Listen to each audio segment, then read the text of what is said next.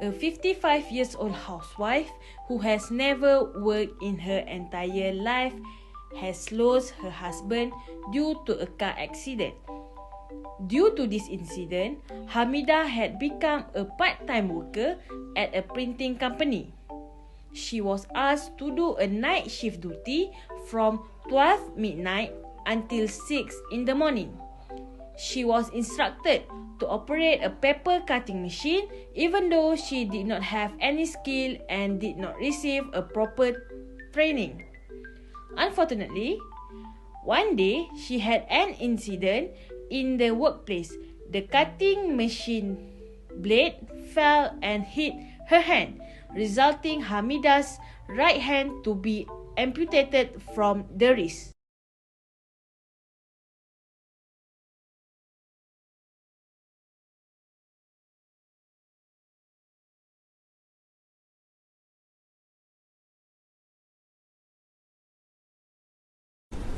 Before we discuss further to the registration procedures, we shall know the definition of Social Security Act 1969. It is an organisation that protects Malaysian employees in accordance with the Employees Social Security Act 1969. It provides social security protection to employees in the event of work-related injuries, disabilities, sickness and death. The Act requires all employers in Malaysia to register their business and also to register their employees with Social Security Organisation. A monthly contribution must be made by both employer and employees according to the percentage stipulated by the government. It is employer responsibility to register with SOCSO within 30 days from the date they commence their business operations. The employers are also responsible for ensuring that all workers employed are registered with SOCSO and the contributions are paid accordingly.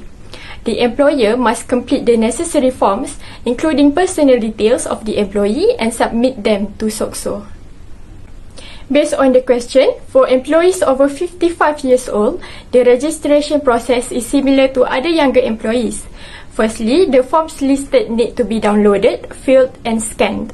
Also, prepare the supporting documents based on the checklist. Next, log into Assist system after receive the temporary Assist ID from SOCSO.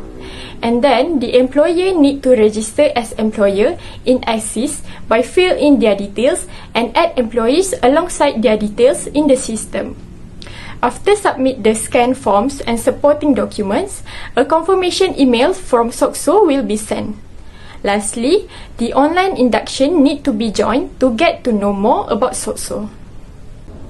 Once registered, both employer and employee are required to make monthly contributions to SOCSO. SOCSO contribution shall be made for each month of salary payment as a deduction towards salary net pay. The percentage of SOCSO contribution shall be between 3% to 5% of employee salary, vary accordingly to the employee salary amount.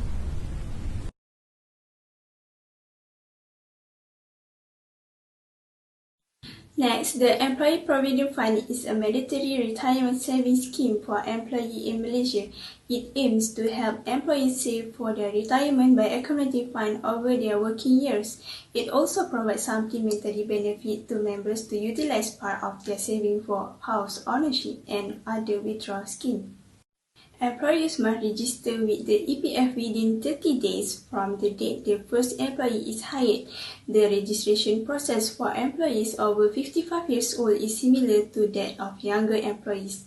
The employer must complete the necessary forms, including personal details of the employee, and submit them to the EPF. For the contribution, both the employer and the employee are required to make monthly contribution to the EPF. The contribution rates are based on the employee wages subject to a certain wage ceiling. Employees over 55 until 60 years old, the contribution rates are still the same, but after 60 years old, the contribution rate will differ based on the employee choice of contributions amount. However, after 55 years old, they may change the account from account 1 and 2 to account emas and account 55.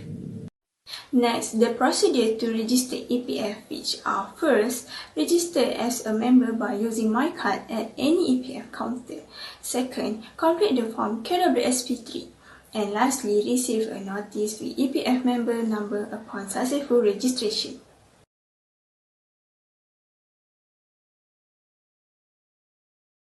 Yes, Hamidah is entitled for the Employment Injury Scheme according to the Employee Social Security Act 1969. According to Section 2, Subsection 6 of the Act, employment injury defines a personal injury to an employee caused by accident or an occupational disease arising out of and in the course of his employment in an industry. These are benefits Hamidah is entitled for.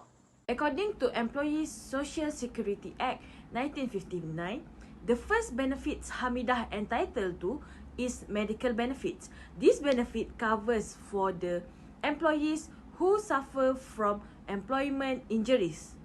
The employees who had an accident during the course of work may receive free medical treatment at SOCSO's panel clinic, government clinic and hospital until they are fully recovered. The free treatment including hospitalization, medicine and rehabilitation. Furthermore, for serious injuries, medical care can be obtained from the government hospital and the employees is eligible for second ward treatment. If required, specialist treatment will be provided. Based on Hamidah's situation, Hamidah is entitled to receive free medical treatment since the incident happened when she is at her workplace. She also entitled to receive the medical treatment until she is fully recovered. Since Hamidah is suffering serious injuries where she lost her right hand, she is eligible for the second ward treatment and the specialist treatment. The second benefit is the temporary disablement benefit. Section 2, subsection 22 states that temporary disablement is defined as a condition brought on by an occupational injury that necessitates medical attention and makes the employee temporarily unable to perform the task that he or she was performing before or at the time of the injury. This benefit is paid for the period the employee is on medical leave certified by a doctor for no fewer than 4 days, including the accident day. However, SOCSO will not pay this benefit for the days the employee works and earns wages during this period. Referring to this case, Hamidah is entitled for the temporary disablement benefit as she had the accident, resulting losing her whole right hand while doing her job.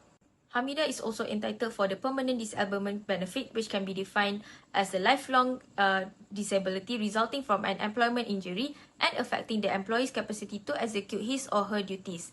Section 22, subsection B of Employee Social Security Act 1969 states that a person who sustains permanent disablement, whether total or partial, shall be entitled to periodical payment for such disablement in accordance with the provisions of the fourth schedule. The employee will receive this benefit after the final day of their temporary disability. Given here is the list of level of losses for each of the description of injury. The benefit will be given based on the level of loss the employee has suffered, stated in the second schedule. To be eligible for this benefit, the employee must be certified and assessed by a medical board to be suffering from permanent disablement. Based on this case, Hamidah lost her right hand while performing her job, and the level of loss for her injury was not 100% but exceeds the 20% level. This means she was entitled to enjoy the permanent disablement benefit provided by SOCSO as she was unable to work how she used to do so. Lastly, since Hamidah is now permanently disabled, she is qualified for the rehabilitation benefits, which can be categorized as two: the physical and vocational rehabilitation. Physical rehabilitation includes physical and occupational therapy, reconstructive surgery, as well as prosthetic devices such as wheelchairs, artificial limbs, and many more. For vocational rehabilitation, if the employee is permanently disabled and unable to obtain employment, may apply for vocational training in fields like plumbing, typing, secretarial work, metalworking, and repairing. These treatments are free of charge, provided by SOCSO in accordance to the terms and conditions set by them. Referring to this case, Hamidah is entitled for these benefits as her right hand had to be amputated because of the accident occurred in the workplace. From the benefits provided, she may receive physical rehabilitation such as artificial hand, and if she failed to get a job due to her current disability now, she can receive vocational training funded by SOCSO.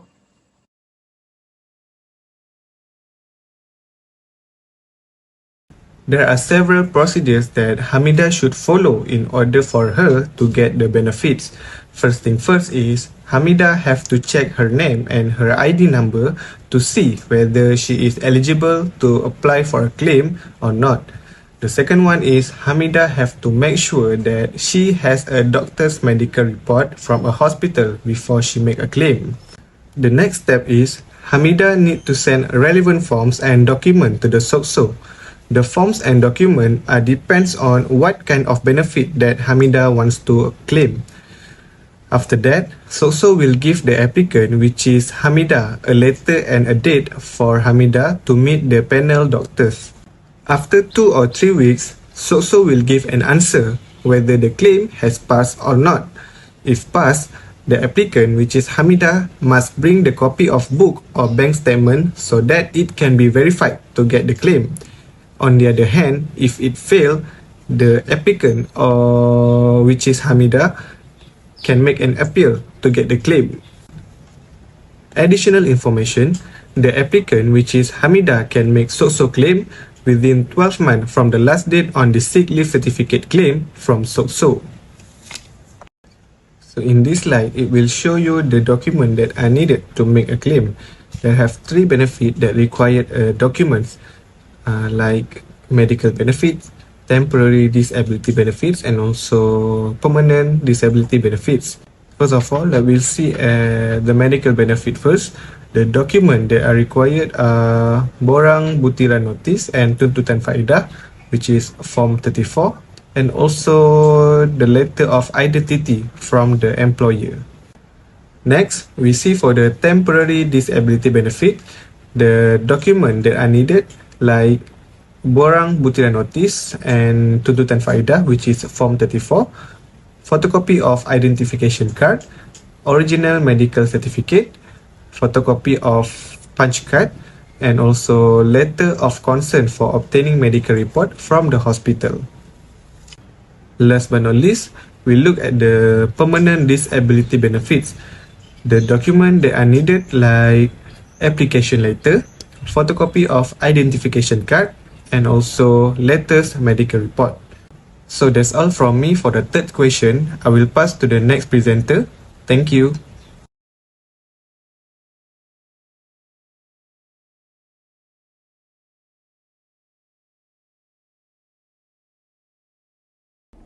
In Malaysia, female employees are protected under Malaysian Employment Act 1955.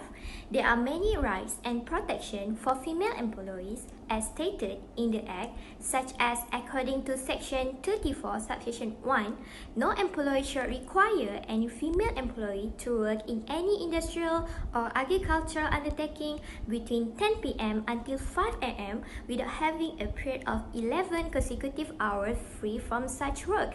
However, there are assumptions towards female employees who work in hospitality, public health, commons, and entertainment. Referring to Hamidah's case, Hamidah has a right to turn down the job offer to work at night in the first place because she is not categorized under assumptions such as work in hospital and so on. She works at the printing company and the duties start from 12 a.m. until 6 a.m., which does not follow the Employment Act where female workers are not allowed to work at that time. In addition, Hamidah has the right to take legal actions towards the company because she has suffered after effect of working in the night shift. She has lost the whole right hand from the wrist and had to be amputated, and worse, the investigation showed that the paper cutting machine screw was loose. That is the main reason Hamidah is affected. As stated in Section 34, Subsection 2A, any person who is affected by any decision made or the condition imposed under provision to Subsection 1. That means Hamidah can take legal rights in this case with the evidence. Besides that, other rights and protection that are covered for female employees from the Employment Act 1955 are female employees are prohibited from underground work. That means work during active underground excavation such as drilling, blasting, graniting, rock bottling, and soft soil work are not allowed. Furthermore, The prohibition of employment by the minister, which is to ensure female employees did not get any discrimination and equality at the workplace, and many more rights and protection that can be referred to the Employment Act 1955.